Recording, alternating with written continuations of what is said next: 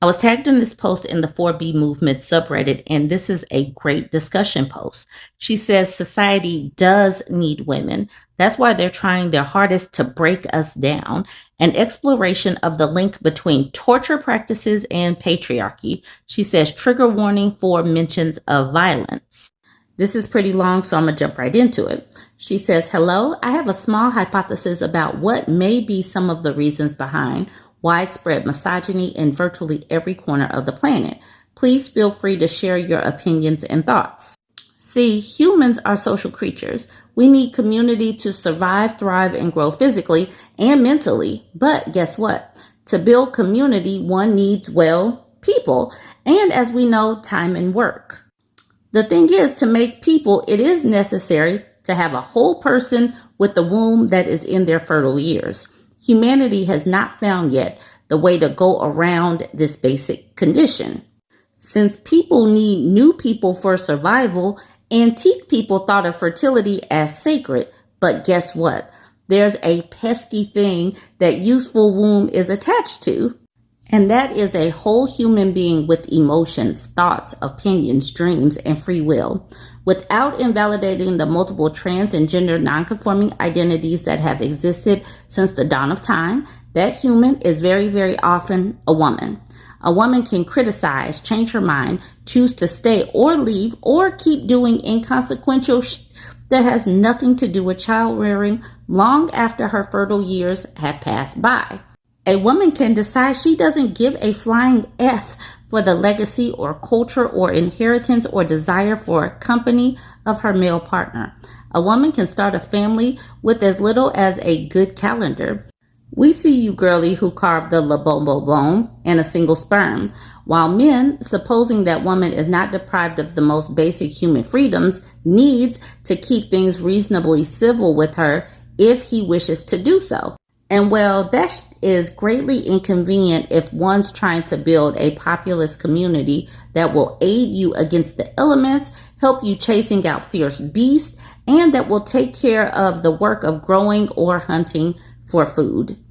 What was the solution those bozos found? Well, it was turning those annoying women with free will into property through violence and thus ensuring the system they all had built kept running smoothly, reducing them to objects, also allowing men to dump on women all sorts of time-consuming, exhausting labor, including those of child rearing and building community.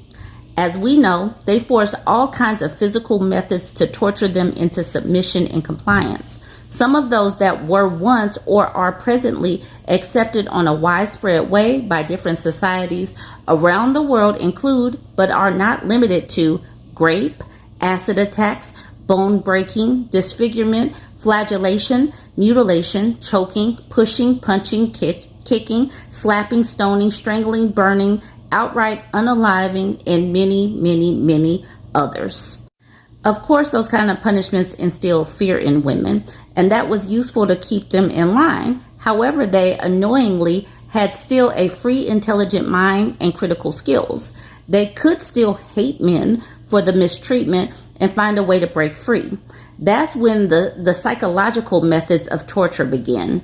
They have the extra benefit to be self-sustainable. They attack the mind of the receiver, can last for years, and can even give the illusion that the perpetrator is actually treating women well. While a lot of the physical methods have been outlawed by many countries with various degrees of actual success, by 2025, the psychological methods are alive and well. Some of those methods, with some everyday and or contemporary examples, are blackmail, revenge and AI-generated porn, threats of losing custody of or harming children, marrying a woman, asking her to quit work or getting her pregnant and beginning abuse afterwards, emotional blackmail and statistically higher DV rates against women.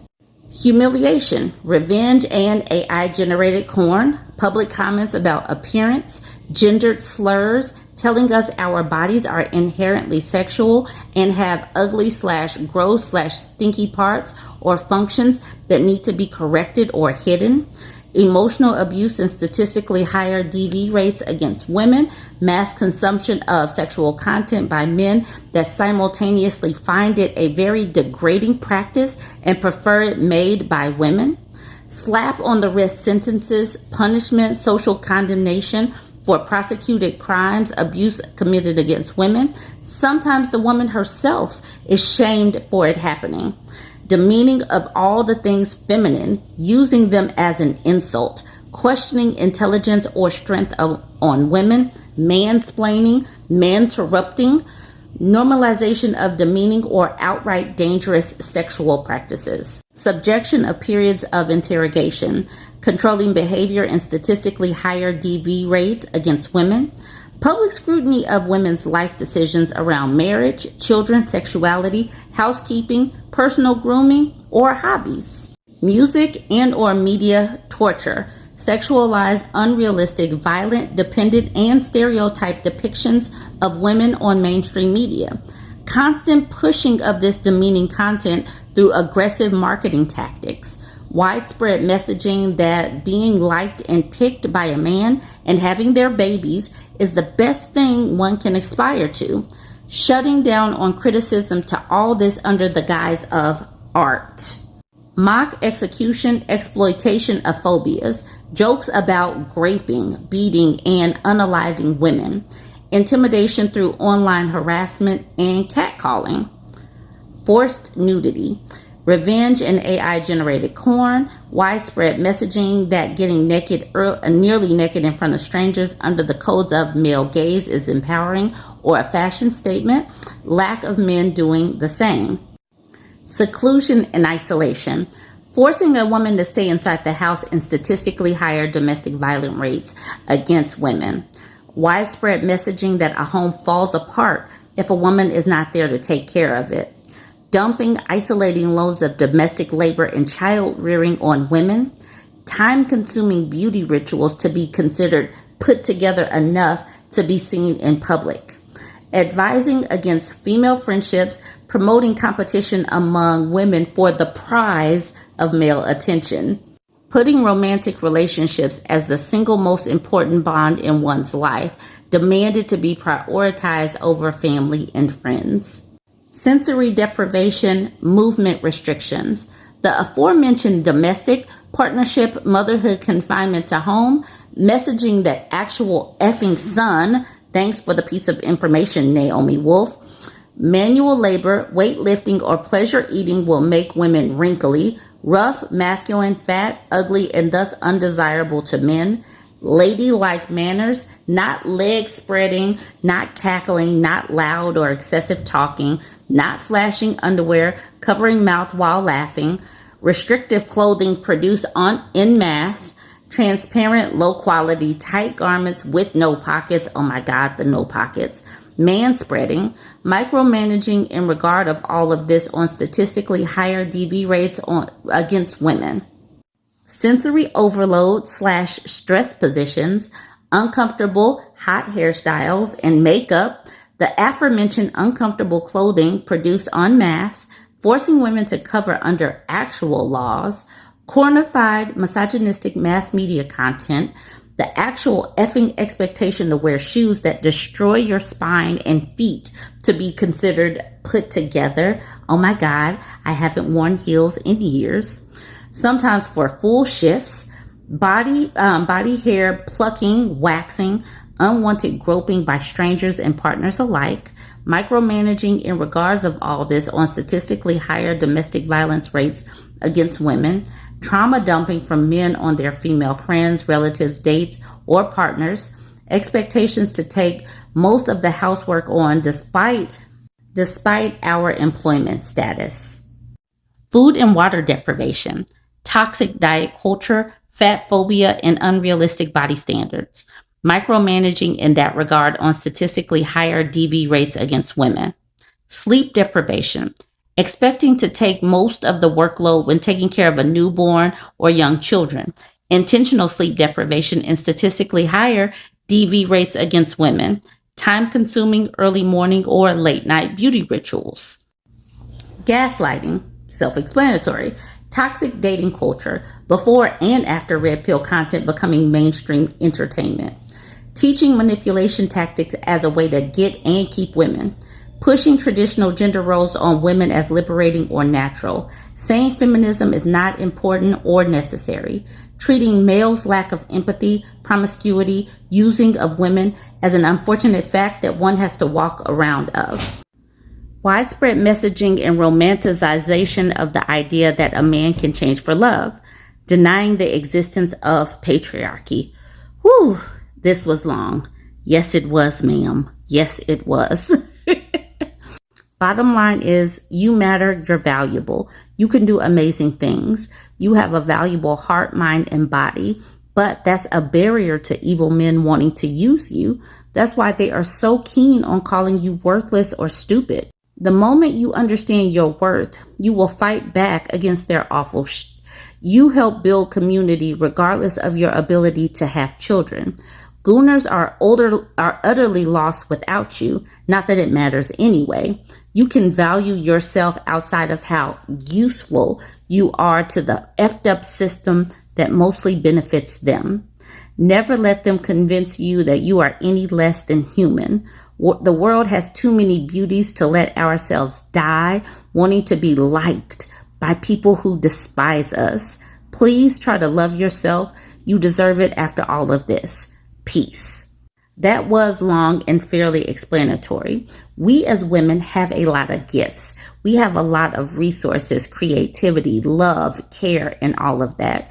And many of these people want to extract it with very little energy, and they don't want to pour back into us. They just want to take.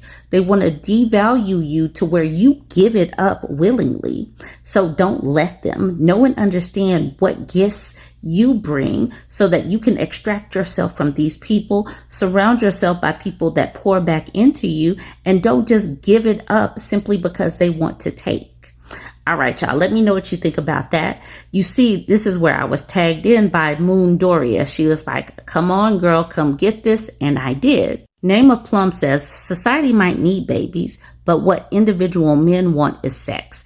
Babies are just a byproduct. Men don't give an F about their children. And we see this in how they can opt in or out of parenting, how they struggle to even take on the baby so mom can take a shower or go out for an hour or two to do something for herself. The OP, other honeydew, says, I agree. That's why we are not giving them any. They just dump the labor of raising them on us. Keep in mind, this is the 4B movement subreddit. And if you don't know what 4B is, that means no dating, no marriage, no babies, no sex. I almost forgot that one. All right. Now the OP says also they still do need community, a village to keep them company on an individual way. So they will use them for selfish purposes, such as feeling powerful and masculine, the head of the home, or for more practical reasons, the history of the man who suddenly comes back to his virtually unknown and estranged children once he is old and sick and in need of money is not unheard of. Fun Blackberry has a fairly long comment here saying, I think you're spot on with this. This reminds me of two other theories that kind of connect with what you've stated here. She hones in on this part. While men, supposing that woman is not deprived of the most basic freedoms, needs to keep things reasonably civil with her if he wishes to do so. I read a theory once that stated that this exact thing is why benevolent misogyny exists. Over time, some men started to realize that it was far easier to give a woman her basic freedoms and be relatively civil with her than to continue to spread their gross DNA lines and have access to women and their labor. It's a method to keep women controlled. They don't want women to do what 4B women are doing. It can sometimes be easier to be civil while still actually hating her as a human than to be straight up outwardly misogynistic like the top G, the top potatoes of the world, which is where the benevolent misogyny comes in. There are little signs that men hate women that are often overlooked or explained away. It's what the men who are corn addicts and the like are doing. They hate women and consider women objects, And the women in their lives often explain away their partners and their male family members' behavior when it comes to their search history. Men are largely the reason this abusive industry exists. Yet, they still want to retain that label of family man and nice guy, and they still want to pretend like they care about women's rights because they want access to women. She says, trigger warning, this one is about sex crimes and SA. Another theory I've read is about sex crimes and how often women are the victims and men are the perpetrators. Some think this is because men as a collective are trying to send an almost terroristic message to women specifically. And if you think about the way terrorists think, it's not just the run-of-the-mill violence. It's meant to spread a message to keep the subject living in fear, etc. And then you think about how women feel walking alone at night, or when we get cornered by a random strange man. It's on our minds. We know the damage they can inflict. It does make a lot of sense. The OP responds with, I agree with you. I think benevolent sexism works as a good cop, bad cop dynamic of sorts, since some men won't partake on the most obviously violent physical forms of misogyny. They present themselves as the reasonable options. How many times have we seen people give gold stars to men who do basic as not raping drunk women? Here on Reddit, some women would gush about some average rando before addressing their weaponized incompetence. They call him wonderful just for having a pulse and not hitting them. An amazing man is just an average woman, indeed. Regarding corn, it may sound silly, but I found it surprising that it was such a substantial part of the lives of men online and how violent was the content they were consuming nowadays. Given that most men carry a computer in their pockets these days and or follow models on social media, I half think it's an uphill battle trying to talk to them about the objectification of women. Gen Z men had access to hardcore corn way before millennials did, and that's pretty young for historical standards, hence the popularization of red pill content. On the second point, I think you just described the root of grape culture. Women fear imminent grape around the world. And as we know, way often the act has more to do with dominance than actual desire. The way corn is reframing sexuality to having an increasingly grapey tone is concerning, to say the least. Maybe that's an effed up way to feel they have a sense of domination over something in a world that has failed us all. Anyways, I don't have any sympathy. Don't have any sympathy for these men, obviously. That's what she's saying. And all of this was very, very long. And it is just kind of breaking down how these things are used against women to keep us in these boxes so men can keep that control and keep extracting the resources, the creativity, the love and support and care that women bring to any situations, every situations, regardless of if we have babies or not. Let me know what you think. I know that this was long. Hopefully you stuck around to the end. And if you did stick around to the end, let me know what you have for breakfast today. Let me know. That's how I'll know that you stuck around to the end. Like, comment, and share. And let's support this woman. I'm going to drop the link in the comments. Go over there and drop a comment on her post over in this 4B movement subreddit.